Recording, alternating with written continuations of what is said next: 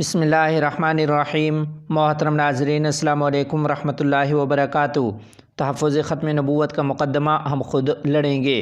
تفصیلات کے مطابق نجی ٹی وی سے گفتگو کرتے ہوئے قائد جمعیت حضرت مولانا فضل الرحمان صاحب دامت برکاتہم العالیہ نے ایک سوال کے جواب میں کہا کہ جو لوگ حکومت چلا رہے ہیں یا جو عدالتوں میں بیٹھے ہیں، میں ان تمام سے سینئر ہوں۔ میں ان لوگوں میں سے ہوں جو قانون بنانے والے تھے۔ قانون ساز اداروں سے میری وابستگی رہی ہے، لہٰذا یہ لولی پوپ قوم کو نہ دیا جائے کہ ہم کوئی سیاسی مقاصد کے لیے استعمال ہو رہے ہیں، نہیں بلکہ ہمارے کاز ہیں۔ ہم مذہبی ایشو کو بطور کارڈ کبھی استعمال نہیں کرتے، بلکہ یہ ہمارا کاز اور عقیدہ ہوتا ہے اور ہمارا ایمان ہوتا ہے اور ہم اس پر مر مٹنے والے لوگ ہوتے ہیں۔ اس لیے ہمیں نہ حکومت کی کوئی وضاحت قبول ہے اور نہ عدالت کی۔ ریویو میں ہم جائیں گے، پنجاب گورنمنٹ نہ جائے، کیونکہ اس پر ہمیں اعتماد نہیں ہے۔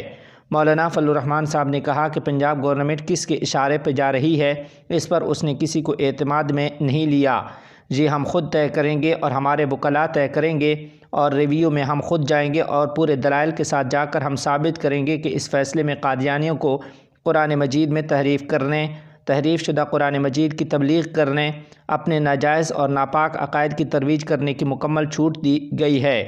قائد جمعیت نے کہا کہ یہ غلط فیصلہ دیا گیا ہے، اس کی وہ اللہ تعالیٰ سے معافی مانگیں۔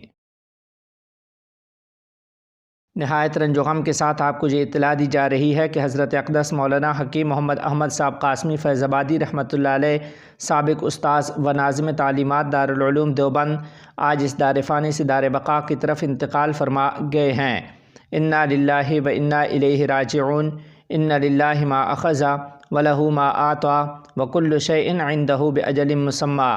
ہماری رب العالمین سے دعا ہے کہ اللہ تعالی حضرت مولانا مرحوم کی مغفرت فرمائے، درجات بلند فرمائے، جنت الفردوس میں اعلیٰ مقام عطا فرمائے، اور اللہ کریم ان کے متعلقین اور متوسلین و جملہ اہل خانہ و شاگردان رشید کو صبر جمیل کی توفیق نصیب فرمائے۔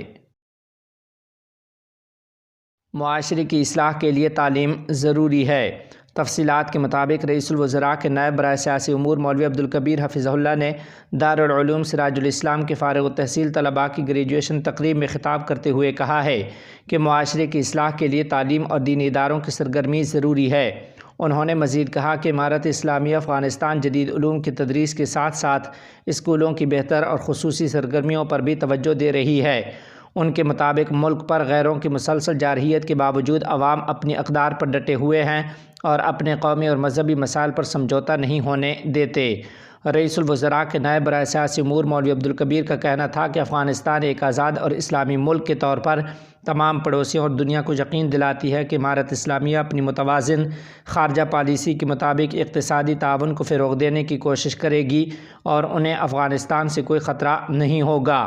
محترم ناظرین، اسی کے ضمن میں آپ کو بتاتے چلیں کہ نائب وزیر اعظم برائے سیاسی امور مولوی عبدالکبیر حفظہ اللہ نے کابل جوت کونسل کے اراکین کی جانب سے منعقدہ تقریب میں بھی شرکت کی ہے۔ اس موقع پر انہوں نے خطاب کرتے ہوئے کہا کہ امارت اسلامیہ نوجوانوں کے مسائل کے حل پر خصوصی توجہ دیتی ہے۔ امارت اسلامیہ میں زیادہ تر نوجوان فعال کردار ادا کر رہے ہیں۔ انہوں نے بیرون ملک مقیم افغانوں سے کہا ہے کہ وہ پرامن اور پرسکون زندگی گزارنے کے لیے اپنے ملک واپس آ جائیں۔ دریں اثنا تقریب میں شریک نوجوانوں نے کہا کہ وہ کسی کو ملک اور حکومت کے خلاف حرکت کرنے نہیں دیں گے۔ وزیر صحت عامہ ڈاکٹر قلندر آباد سے ترکمانستان کے سفیر خواجہ غوثوف کی ملاقات۔ تفصیلات کے مطابق افغانستان کے وزیر صحت عامہ ڈاکٹر قلندر آباد سے ترکمانستان کے سفیر خواجہ غوثوف نے ان کے دفتر میں ملاقات کی ہے۔ اس ملاقات میں صحت، کاروبار اور صحت کے دیگر موضوعات پر بات چیت اور گفتگو کی گئی۔